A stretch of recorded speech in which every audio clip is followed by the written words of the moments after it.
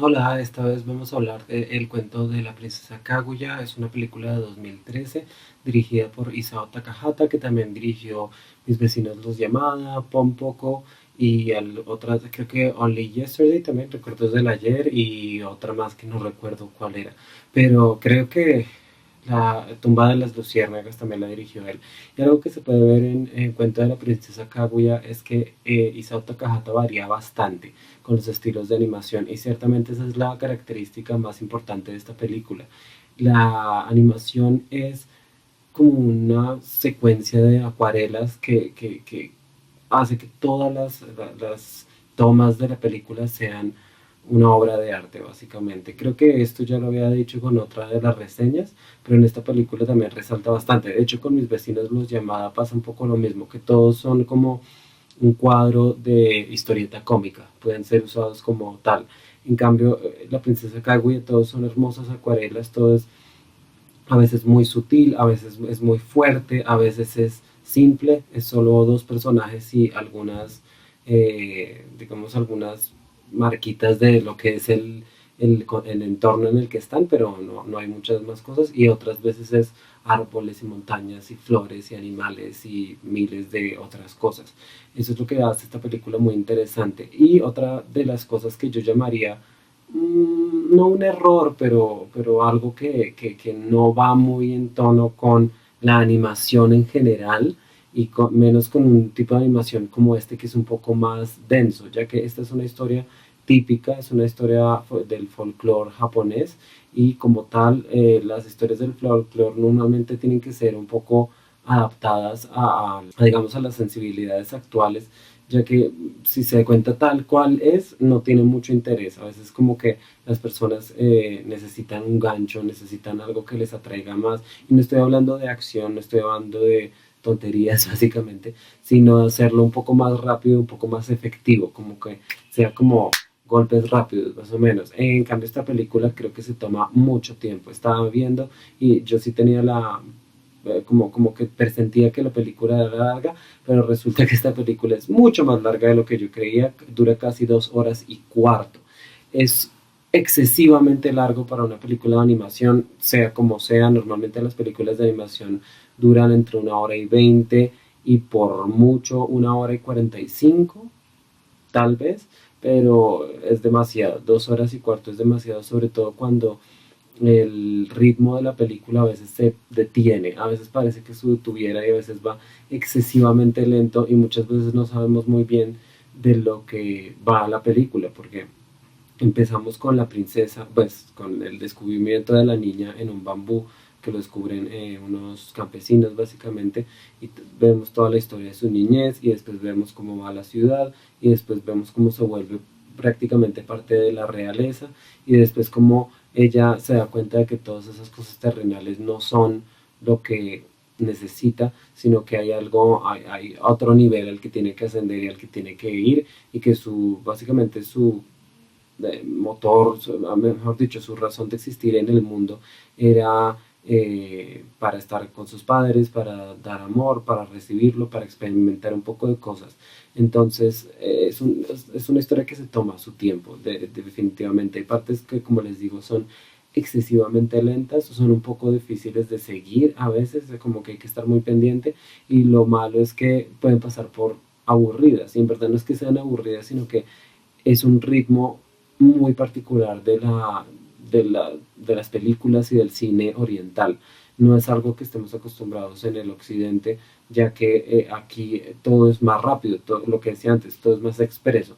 Entonces, no estoy diciendo que vuelvan una película japonesa en una película occidental, lo que estoy diciendo es que a veces hubieran podido condensar un poco la historia para ser más efectiva, porque a veces cuentan cosas que de pronto son muy largas. Toda la parte de la infancia hay secciones que se podrían quitar fácilmente, aunque son hermosas, y haría que la película fuera igual de encantadora. No estoy diciendo que no sea una excelente película, un excelente éxito en cuanto al arte, en el sentido artístico de lo que es el cine, porque porque todos sabemos que el cine son dos cosas, el cine es arte, pero también el cine es por producción y valor de producción y encantamiento de las masas, básicamente, que es digamos una película como, para decir un ejemplo reciente, como El Hombre Araña.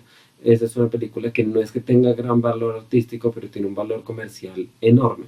En cambio, La Princesa Kaguya es exactamente lo contrario. Es una película que tiene un gran valor artístico, pero su valor comercial es bastante pobre, la verdad. Y sin embargo, creo que ganó mucho más dinero del que Estudio Ghibli ciertamente esperaba, que el que Takahata esperaba, y fue nominada después de muchas veces que no nominaban películas de Estudio Ghibli. De hecho, creo que la única que lo logró antes de esta película fue El Castillo Ambulante. Desde esa película hasta ahorita, hasta 2013, o sea, creo que pasaron casi 10 años exactamente, 9 años, nunca habían nominado una película de Estudio Ghibli hasta la historia, el cuento de la princesa Kaguya. Entonces habla bastante. No es que los Oscars sean siempre exactos, pero es una buena manera de decir que esta película fue apreciada por muchas personas en muchos círculos, podríamos decir. Además que en ciertos categorías de los premios de la Academia, como mejor película extranjera, mejor animación, hay como unos comités que votan y tienen en cuenta el atractivo artístico y en verdad como lo que se lo que se esforzaron las personas en hacer la película. Ya después cuando votan el ganador, eso es un poco diferente, ya que es por número, es por mayoría de votos y todo el mundo puede votar. En cambio, en estas categorías solo votan las personas que han visto la película y que tienen algo de conocimiento y que han visto todas las otras películas de animación que están ahí puestas. Entonces esto dice mucho de la princesa Kaguya definitivamente. El personaje principal es encantador, las expresiones faciales que tiene, su inteligencia, por ejemplo, al rechazar a los pretendientes que tiene y hacerlos que vayan en aventuras que ella cree que son imposibles, pero al final resulta que sí son bastante posibles. Todas sus travesuras cuando todavía no entiende muy bien quién es y en qué momento y en qué lugar está básicamente, porque cuando se convierte en una princesa, ella como que no entiende que ella es una princesa ahora y después cuando lo acepta, no es tan difícil que ella ascienda al cielo básicamente a ser una diosa. Entonces son muchos cambios y creo que el personaje, o sea, todo es muy consecuente con el personaje, no hay nada que sea excesivamente increíble, aunque al final obviamente es bastante no chocante, pero es bastante fantástico, podemos decir. Eso es totalmente un final de fantasía, ya que Buda venga y la recoja es bastante extraño y lo más triste es que se olvida de todo lo que pasó en la Tierra y eso es un golpe duro al final de la película porque no es una película con un final feliz, ni un final triste, ni un final nada, es un final y se acabó, básicamente, no es nada más. Los padres son hermosos, básicamente son un ejemplo muy bonito de lo que es ser humilde, de lo que es hacer mucho con poco, básicamente, y esa es la vida de muchas personas, y creo que la película lo retrata muy bien.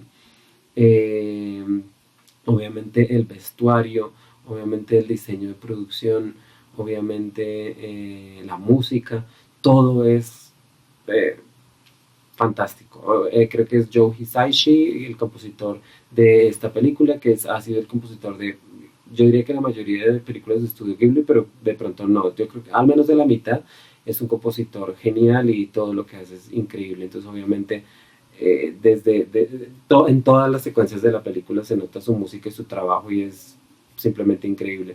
Es un excelente compositor y los invito a que busquen en YouTube y en donde sea algunas de sus composiciones, no solo para Estudio Ghibli, sino para otras producciones. Algo que hay que hablar de esta película y es otra de las cosas más, digamos, más importantes, es el trabajo que hace en hacer que se reconozca la cultura japonesa. En Estudio Ghibli habían hecho un poco de esto, se ve frecuentemente como muchas partes de la cultura japonesa en sus películas, en sus personajes, un poco de su historia, pero no de su tradición folclórica. Y esta es la primera película que explota eso completamente. Pero un poco, lo explora un poco, pero se lo lleva por otro lado, por un lado un poco más de comedia, por un poco más relajado. En cambio, esto es lo que es la tradición japonesa y vamos a contar una historia que es absolutamente japonesa, con elementos completamente japoneses donde no hay nada que no sea japonés y, sí, y es excesivamente efectivo, es encantador, es una ventana a un mundo nuevo para muchas personas, porque muchas personas no habían visto una película como esta, y creo que me recuerda un poco lo que hizo, por ejemplo, eh, Akira Kurosawa con sus películas, con Rashomon, con Ran, con, en fin, con todas sus películas, que fue tomar partes y tomar grandes partes de la cultura japonesa, de la cultura de su país y mostrarla al mundo, sin cambiarle nada, sin rebajarla, sin bajarle el tono, nada, nada, nada. Era la cultura japonesa que él quería que todo el mundo viera y es hermoso, es un excelente resultado y creo que muchos cines, muchas culturas cinematográficas, podremos decir, a lo largo del planeta, podrían aprender de esto, de que no hay que rebajar la cultura local para venderla al exterior, sino al contrario, tomarla y decir esto es lo nuestro y lo vamos a hacer a nuestra manera y con nuestras creencias y con nuestras tradiciones y así se va a ir para afuera y así le va a encantar al mundo y seguramente así será. Y hay pruebas de ello por todos lados, no solo en animación, sino en el cine en general y en el arte en general. Entonces sí, totalmente recomendada Cuento de la Princesa Kaguya, como dije antes, lo único malo es el tiempo, solo les recomiendo que no se duerma mientras ven la película porque es muy probable que algunas secuencias sean muy aburridas, coman algo cuando vean la película. No sé si lo vería con niños, francamente. Creo que no es una película de animación para niños, para nada, pero de pronto a algún niño le guste. Tienen una animación hermosa y unos colores y tonos preciosos, entonces, ¿por qué no? Muchas gracias por ver esta reseña, es nuestra penúltima reseña de Estudio Ghibli. Voy a hacer una lista de reproducción con todas las reseñas, la tendré lista cuando este video esté subido. Y sí, muchas gracias por todo. Por favor, den un me gusta si les interesó este video. Por favor, dejen un comentario si han visto la película o si les gustaría verla. Compartan este video en sus redes sociales y suscríbanse al canal, por favor. Muchas gracias. Hasta luego.